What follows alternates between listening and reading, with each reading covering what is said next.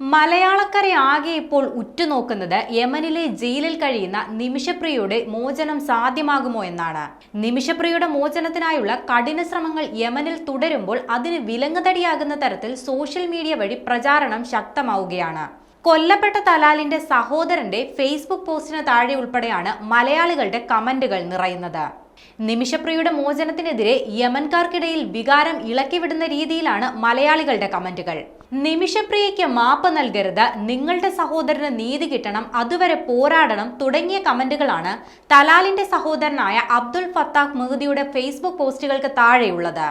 നിന്റെ സഹോദരന്റെ രക്തം വിറ്റ് നീ പണം സമ്പാദിക്കുന്നു എന്ന തരത്തിൽ വരെ കമന്റുകൾ സോഷ്യൽ മീഡിയയിൽ പ്രചരിക്കുന്നുണ്ട്. പോരാത്തതിന് വധശിക്ഷ ഒഴിവാക്കാൻ വേണ്ടി ഇടപെട്ട കാന്തപുരം AP അബൂബക്കർ മുസ്ലിയാരെയും യമനിലെ സൂഫി പണ്ഡിതനെയും അധിക്ഷേപിക്കുന്ന തരത്തിലുള്ള കമന്റുകളുമുണ്ട്. തലാലിന്റെ സഹോദരന് മനസ്സിലാകാൻ വേണ്ടി അറബിയിലേക്ക് പരിഭാഷപ്പെടുത്തിയാണ് ഇത്തരം കമന്റുകൾ പോസ്റ്റ് ചെയ്തിരിക്കുന്നത്.